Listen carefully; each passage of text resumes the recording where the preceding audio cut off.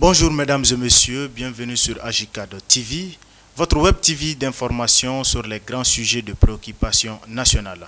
Agicad TV donne la parole aux jeunes citoyens actifs du monde. Nous sommes sur le plateau de l'émission Espace Citoyen, votre tribune de débat sur la démocratie, la gouvernance, la corruption. Nous recevons aujourd'hui un jeune de la personne de Alioune Gueye, président du réseau national de la jeunesse du Mali, et le thème de ce numéro est Crise citoyenne au Mali, quels repères pour la jeunesse. Bonjour Monsieur Gueye. Bonjour. Bienvenue sur le plateau de Agicad TV. Bienvenue, merci.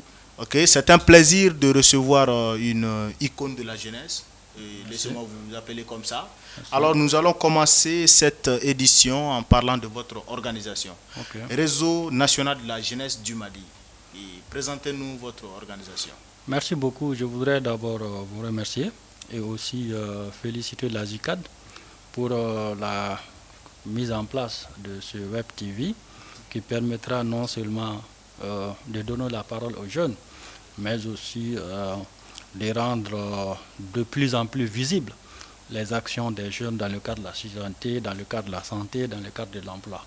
Donc, au nom du RENAGEM, nous vous disons bravo pour cette initiative et vous souhaitons un grand succès. Merci beaucoup. Le Réseau national de la jeunesse du Mali, c'est une ONG au fait de jeunesse qui a été créée par le ministère de la Jeunesse en 2002 et qui travaille actuellement dans plusieurs domaines, notamment sur les questions de santé, sur les questions d'emploi des jeunes, les questions de citoyenneté, les questions d'assainissement, en un mot, les questions de développement durable, de leadership de la jeunesse, donc pour que les jeunes puissent être davantage de bons citoyens et s'engager pour le développement du pays. Donc notre organisation est basée à l'Hippodrome, notre siège est à l'Hippodrome. Donc depuis 2002, l'organisation travaille dans différents domaines. D'accord. Alors nous allons faire le tour de l'actualité du pays. Alors la semaine passée, nous avons assisté à l'élection du président de l'Assemblée nationale. Quelle impression vous donne cette élection? Bon, je dois dire que l'élection législative qui a eu lieu s'est passée dans des conditions extrêmement difficiles parce que c'était dans des conditions de Covid. Nous, notre organisation, le réseau, nous avons souhaité que cette élection soit reportée pour les raisons sanitaires. Néanmoins, ça s'est tenu et on se réjouit que l'Assemblée s'est renouvelée. Et aujourd'hui, l'Assemblée a élu un président. Nous lui souhaitons en tout cas bon sens et à tous les honorables députés. D'accord. Merci beaucoup. Parlons de la situation de pandémie que vous venez de souligner tout de suite. Bon, aujourd'hui, vous savez, on est le 18, oui. Le 18 mai. Donc, le premier cas de coronavirus a été déclaré le 25 mars. Et aujourd'hui, quand on consulte les chiffres, nous ne sommes pas loin de 800-900 cas. Cela voudrait dire qu'on a une progression d'au moins de 15 à 20 contaminations par jour. Quand on regarde bien la progression, ça veut dire que la maladie progresse. C'est le lieu de dire aux jeunes, parce que quand vous regardez un peu les personnes contaminées, 80% sont des jeunes. Donc, les jeunes constituent aujourd'hui un facteur de transmission du Covid-19. Parce que simplement, les jeunes sont beaucoup plus résistants au Covid. Un jeune infecté est le plus souvent asymptomatique, donc ne présente pas de symptômes, mais peut transmettre la maladie. Donc, je voudrais dire aux jeunes de respecter les mesures barrières. Parce que même si vous êtes contaminé, quand vous respectez les mesures barrières, il y a moins de chances que vous puissiez transmettre la maladie. Donc, il faudrait aussi que les populations maliennes puissent comprendre que cette maladie existe, ce n'est pas une invention. Regardez surtout tout autour de nous, dans tous les pays, tout est arrêté à cause de cette pandémie. Et cette pandémie a une conséquence économique terrible sur nos économies. une conséquence terrible sur nos économies. Ça veut dire que si on ne fait pas attention, on va s'enliser. Et si on s'enlise, ça va aggraver l'état de pauvreté, ça va aggraver le déficit budgétaire et ça va aggraver les problèmes. C'est pourquoi chacun doit aujourd'hui se mobiliser pour, en tout cas, faire en sorte qu'on puisse rompre la chaîne de transmission du coronavirus. Il y a lieu aussi de saluer les efforts du gouvernement dans le cadre de la coordination et de la prise en charge des malades. Le gouvernement fait des efforts, le secteur privé fait des efforts, les partenaires font des efforts. Il faudrait que les populations acceptent d'accompagner ces efforts-là en respectant les mesures barrières. Se laver les mains, et porter les masques comme je le fais, respecter la distanciation physique et se déplacer si vraiment c'est vraiment nécessaire. Sinon aujourd'hui, avec le téléphone et la technologie, on peut en tout cas amoindrir les déplacements. Parce que le virus ne peut pas marcher. C'est nous qui transportons le virus. Donc c'est un virus aussi de contact. Tant qu'on a des contacts, on a des forces de transmettre le virus. C'est pourquoi, même au niveau de l'administration, vous avez vu les horaires de travail ont été réaménagés. Donc tout a été réaménagé, mais il faudrait qu'on se consacre rapidement sur la maladie pour vaincre rapidement le coronavirus. D'accord. Alors, merci beaucoup, M. Gueye. Le message est clair. Cela nous amène directement au thème crise citoyenne au Mali. Quel repère pour la jeunesse? Okay. Alors, est-ce que, pour une première question, est-ce qu'on peut dire qu'il y a une crise citoyenne au Mali? Si oui, pourquoi?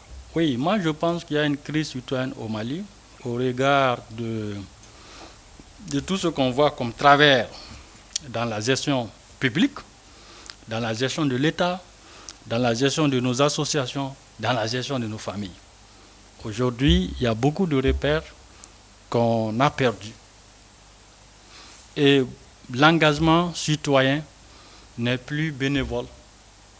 L'engagement citoyen aujourd'hui est beaucoup plus conditionné. Donc cela voudrait dire qu'il y a véritablement une crise de citoyenneté au Mali qu'il faut gérer. Alors, selon vous, quelle génération peut-on prendre aujourd'hui, nous jeunes du Mali, comme repère? Bon, vous savez, au Mali, il y a eu une succession de générations, mais quand on remonte un peu au temps du président Modibo Keïta, paix à son âme, on peut dire que vraiment c'était la période où les Maliens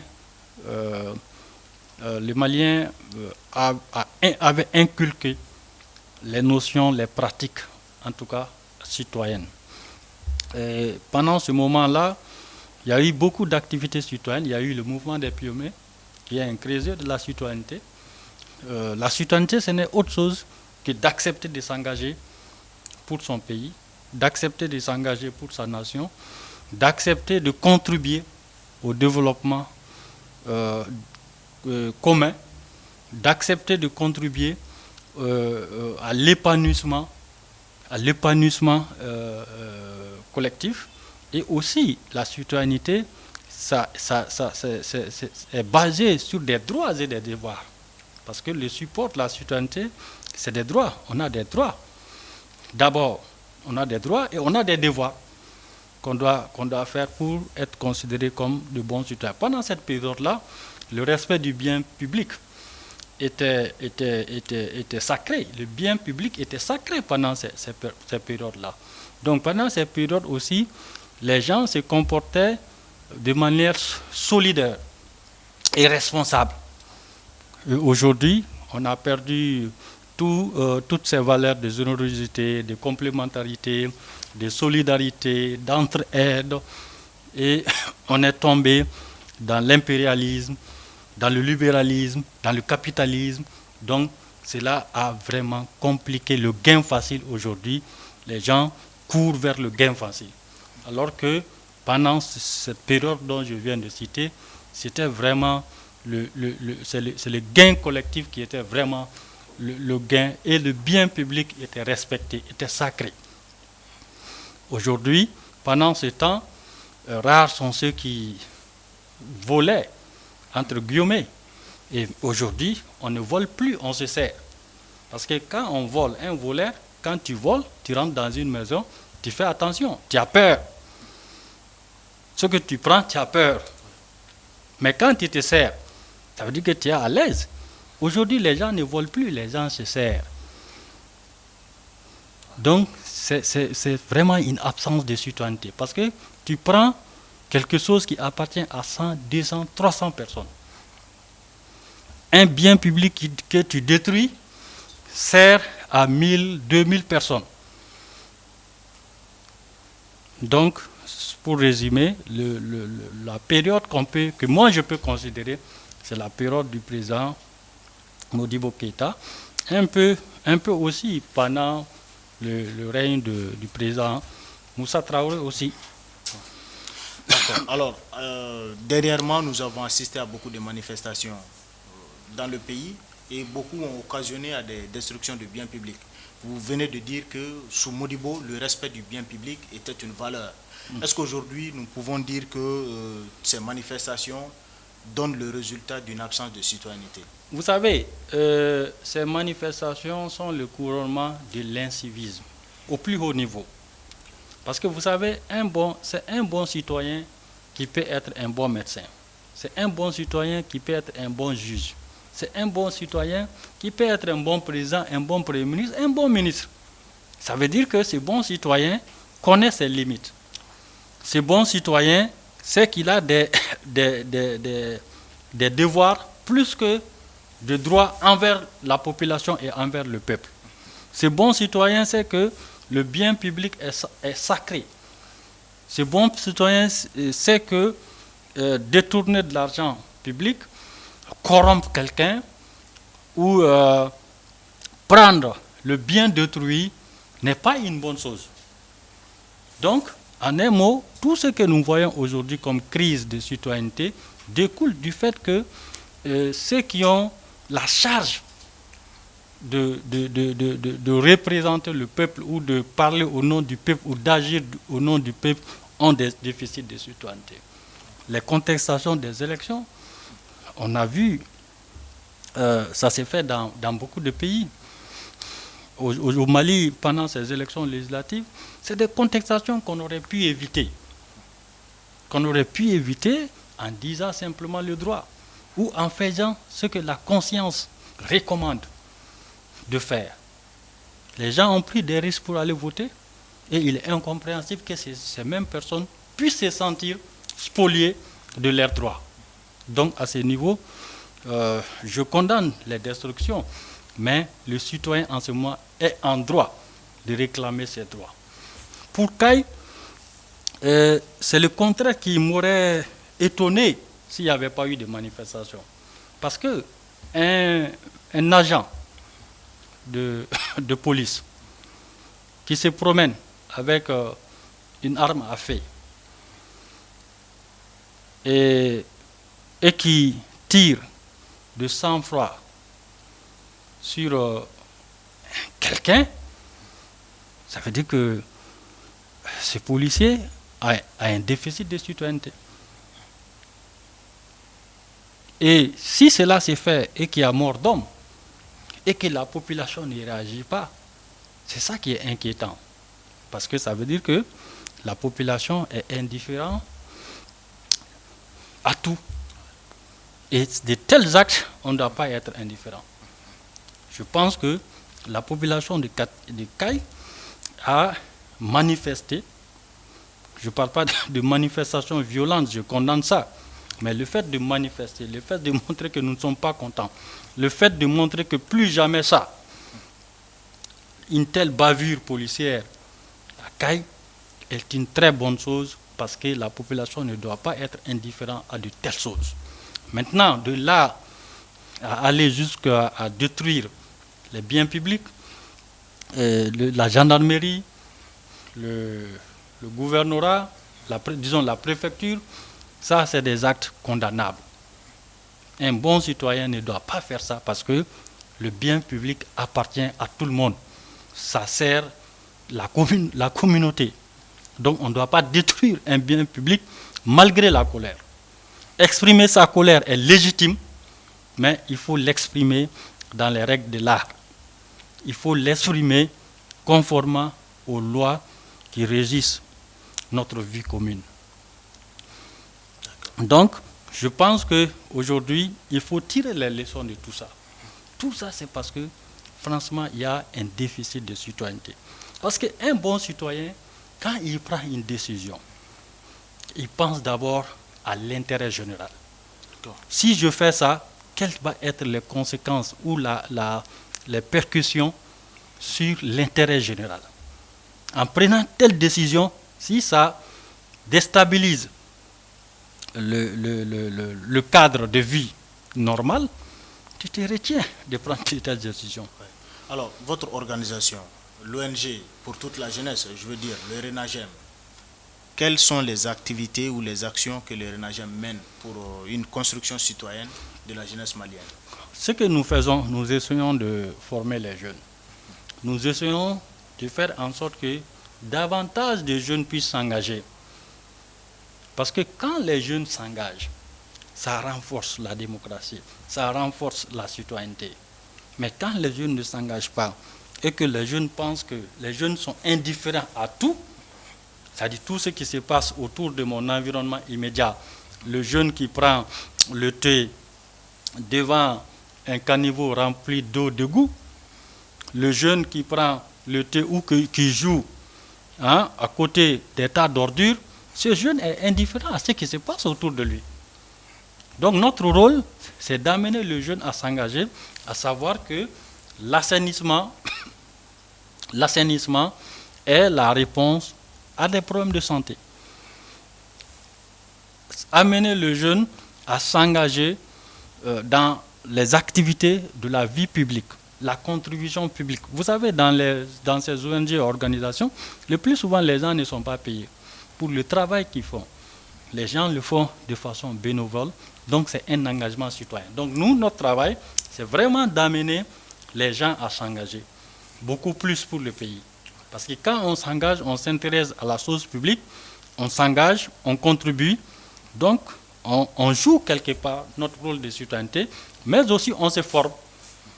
Parce qu'aujourd'hui, c'est très important, il faut former les jeunes. Et toutes ces formations-là ne se donnent pas au niveau de nos écoles.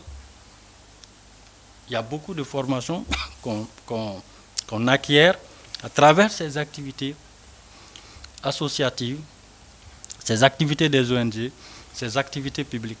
Donc c'est pourquoi j'invite vraiment la jeunesse à s'engager, à s'occuper, à s'intéresser à la vie de la cité. Et positivement. Cela est très important. Il faut que les gens acceptent de s'engager et de s'intéresser à la vie de la cité. C'est comme ça qu'on peut développer nos quartiers, nos communes, nos régions et le pays. Donc il faut que les gens s'engagent. Et nous, notre rôle, le RENAGEM existe dans toutes les régions du Mali. Nous sommes dans tous les cercles et nous sommes dans beaucoup de communes.